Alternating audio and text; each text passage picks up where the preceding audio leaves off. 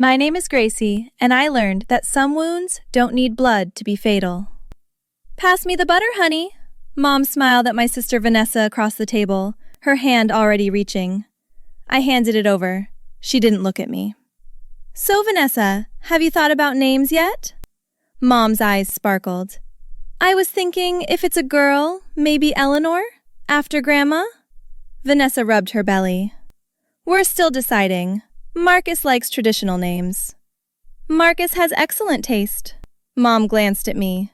Unlike some people. My husband Luca stiffened beside me. What's that supposed to mean? Oh, nothing. Mom waved her hand. I just think Gracie could have made better choices. Career-wise, life-wise. I'm a nurse, Mom. You used to be proud of that. Was I? She tilted her head. I don't remember. Vanessa shifted uncomfortably. Mom, don't. Don't what? I'm just saying your sister's baby will be perfect. Beautiful genes, stable parents, a real home. Mom looked directly at me. When's your turn, Gracie? Or are you too busy working double shifts? The room went silent. It already happened. The words came out barely above a whisper. Mom frowned. What? I said it already happened. My voice was stronger now. 7 months ago. Luca's hand found mine under the table. You were pregnant? Vanessa's face went pale. 22 weeks. I stared at my plate. Her name was going to be Sophia. Mom blinked. Why didn't you tell us? I tried. 3 times. You were always too busy planning Vanessa's baby shower. Or looking at nursery furniture, or… That's not fair. Mom's voice went sharp. If you'd made it clear… I said, Mom, I need to talk to you about something important. You said, can it wait? I'm helping your sister pick out a crib. I don't remember that. Of course you don't. Vanessa set down her fork. Gracie, I'm so sorry. I had no idea. Nobody did. Luca's voice was hard. Because every time we tried to share something, it was always about how Vanessa was doing everything right. That's not true. Mom stood up. I've always treated you girls equally. Really? I looked up at her. When's the last time you asked me how I was doing? Not how's work or why haven't you bought a house yet? When's the last time you actually cared? I care about both my daughters. You care about the daughter who gives you what you want, a perfect grandchild, a son-in-law with a corner office, a life you can brag about at book club. Mom's face flushed. I won't stand here and be attacked in my own home. Then maybe we should leave. Luca pushed back his chair. Wait. Vanessa reached across the table. Gracie, please, stay. We can talk about this. There's nothing to talk about. I stood up. Mom made it pretty clear where I stand. You're being dramatic. Mom crossed her arms. Typical Gracie, making everything about yourself. Making everything? I stopped, breathed. I lost my daughter, and you just asked me when it was my turn. I didn't know. You didn't ask. The silence stretched between us like broken glass. We're leaving. Luca guided me toward the door. Fine. Mom's voice followed us. Run away like you always do. But don't expect me to apologize for not being psychic. I turned back. I don't expect anything from you anymore. That's the difference. 3 days later, my phone buzzed. Vanessa. Can we meet? Just us? We met at a coffee shop downtown. She looked tired. How are you feeling? I asked. Physically? Great. Emotionally? She stirred her decaf. Terrible. I can't believe Mom said that. Which part? All of it. Vanessa looked at me. Why didn't you tell me? About Sophia? I tried. You were so happy. I didn't want to ruin it. You should have ruined it. Her eyes watered. I'm your sister. Are you? The question hung there. What does that mean? It means you've been so wrapped up in your perfect pregnancy that you forgot I existed. That's not fair. Isn't it? When's the last time you called me? She was quiet. Exactly. I sipped my coffee. Every conversation for 6 months has been about you. Your cravings, your nursery theme, your baby shower. I tried to be happy for you. I was happy for you. But I was also dying inside and nobody noticed. I'm noticing now. Now's too late. Vanessa flinched. What do you want me to do? I want you to tell Mom what she did was wrong. I can't. Why not? Because she's helping us with the down payment and the baby furniture and you don't want to risk losing that. I nodded. I understand. Gracie, it's not like that. It's exactly like that. You're choosing money over me. I'm choosing my baby's future. At the expense of our relationship. She looking away. Mom said you're overreacting. Of course she did. I stood up. And you believed her. I didn't say that. You didn't have to. I need to go. I guided my purse. Wait, please. Vanessa reaching for my hand. Can we at least try to fix this? Fix what? The fact that Mom values you more than me? Or the fact that you're okay with it? I'm not okay with it. Then prove it. She pulled back. How? Stand up to her. Tell her what she did was cruel. Tell her she needs to apologize to me, not just pretend it didn't happen. Vanessa bit her lip. She won't listen. Then make her listen. You don't understand. She's fragile right now. Dad's illness, her anxiety. Dad's been gone for 3 years, Vanessa, and her anxiety only shows up when someone calls her out. That's harsh. So is asking your grieving daughter when she's having a baby. Vanessa's phone buzzed. She glanced at it. It's Mom. She wants to know if you've calmed down yet. Calmed down. I laughed without humor. Tell her I'm perfectly calm. And perfectly done. Gracie. Tell her I won't be coming to your baby shower, or the hospital, or any family event where she'll be. You're my sister. You have to be there. No, I don't. Not anymore. I walked out. She didn't follow. 2 weeks passed. Luca and I barely spoke about it. What was there to say? Then my cousin Nina called. I heard what happened. Are you okay? How did you hear? Mom told Aunt Lorraine, who told my mom, who told everyone. Nina sighed. She's playing the victim, saying you screamed at her for no reason. Of course she is. She's also saying you made up the pregnancy for attention. My blood went cold. She what? Yeah.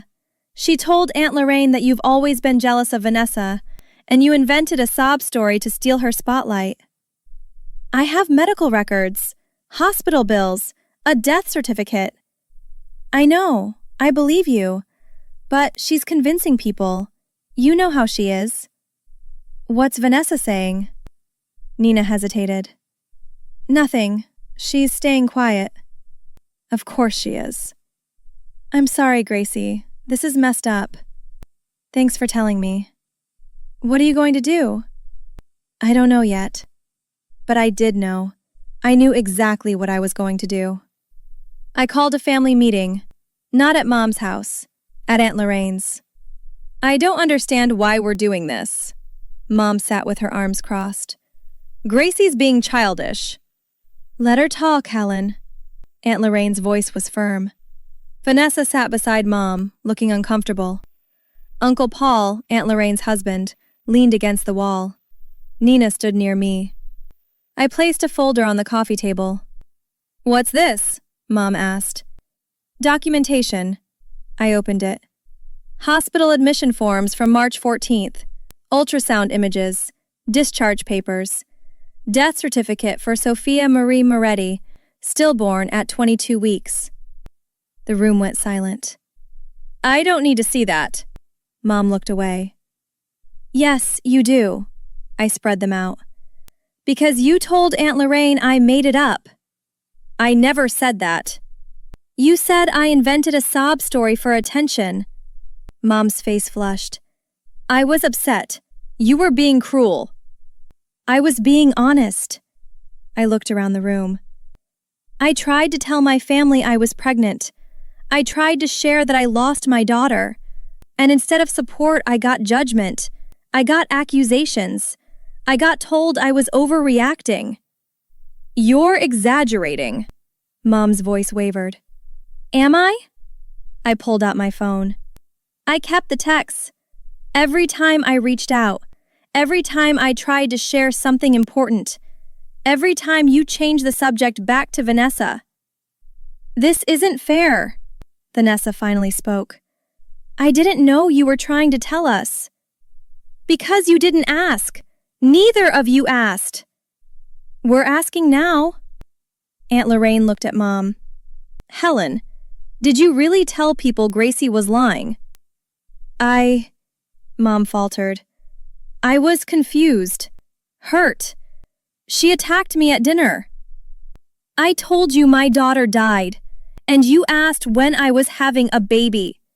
My voice cracked. That's not an attack. That's a consequence. You should have been clearer. I shouldn't have to scream to be heard by my own mother. Uncle Paul shifted. Helen, you need to apologize. For what? For not being a mind reader? For being a terrible mother. The words came from Vanessa. Everyone stared at her. What? Mom turned pale. You heard me. Vanessa stood up. I've been sitting here listening to you defend yourself, and I can't do it anymore. You were wrong. You've been wrong for months, maybe years. Vanessa. No, Mom. Gracie's right. Every conversation is about me, my pregnancy, my life, my needs. And I let it happen because it was easier than confronting you. I gave you everything. Mom's voice rose. Both of you. And this is how you repay me? You gave us what you wanted to give, not what we needed. Vanessa looked at me. I'm sorry, Gracie. I should have stood up for you. I should have called you. I should have been a better sister. It's too late for should've. I closed the folder. Then what do you want? Mom's cousin sent up. You want me to grovel? Fine. I'm sorry. Is that enough? No. Why not? Because you don't mean it. You're not sorry for what you did.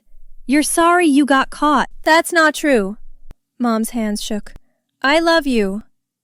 You love the idea of me. The daughter who doesn't make waves, who accepts scraps and calls them love. This is ridiculous. Mom grabbed her purse.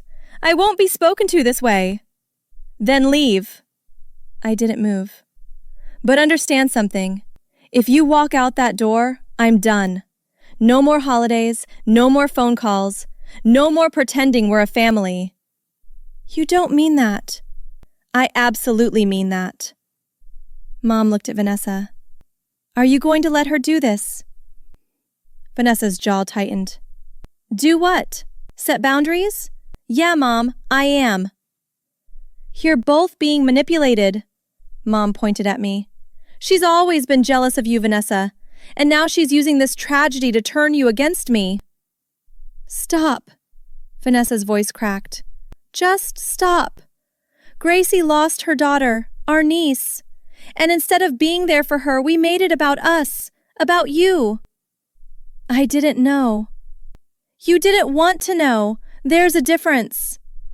Mom looked around the room. Is anyone going to defend me? Aunt Lorraine shook her head. Not this time, Helen. Fine. Mom's voice went cold. If this is how you all feel, then I don't need any of you. She walked to the door, stopped, turned back. When you realize what a mistake this is, don't come crawling back to me.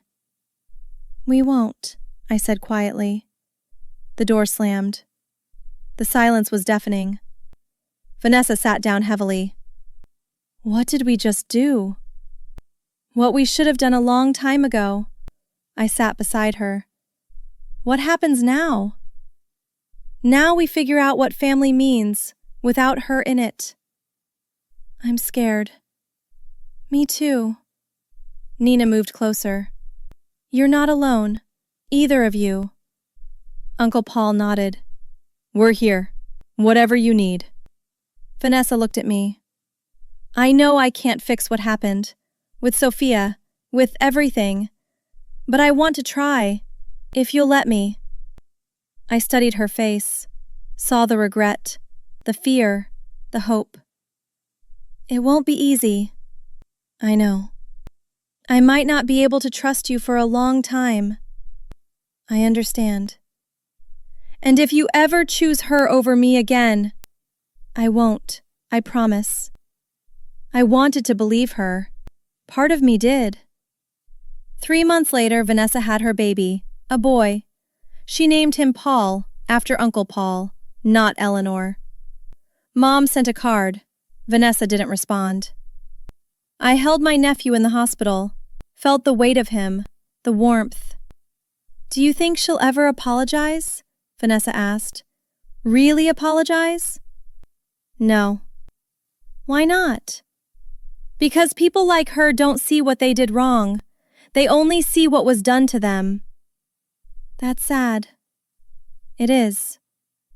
Vanessa adjusted the blanket around Paul. Do you think we'll regret this? Cutting her off? Yeah. Maybe. But I think we'd regret staying more. The room was quiet except for Paul's soft breathing. Gracie?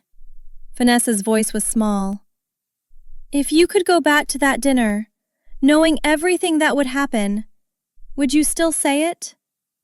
I looked at my sister, at my nephew, at the family we were building without our mother. Yes, I said.